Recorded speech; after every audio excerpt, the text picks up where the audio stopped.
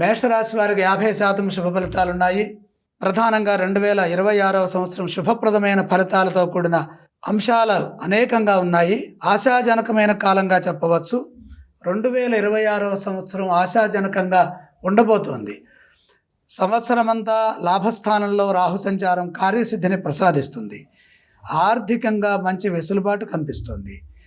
అనుకోని మార్గాల ద్వారా విశేషమైనటువంటి ధర్మబద్ధమైన ధనలాభం ఉంటుంది. పంచమ స్థానంలోకి దేవగురువు మారటం వల్ల సింహ బృహస్పతి మేషరాశి వారికి అద్భుతమైన ఫలితాలను ప్రసాదిస్తారు.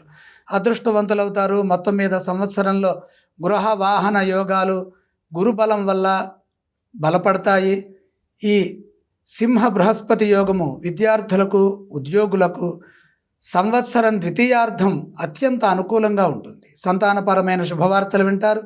దైవ బలం పెరుగుతుంది. ఆరోగ్యం పట్ల చిన్నపాటి జాగ్రత్తలు పాటిస్తూ పొదుపుపై దృష్టి సారిస్తే ఈ సంవత్సరం విజయవంతంగా సాగుతుంది.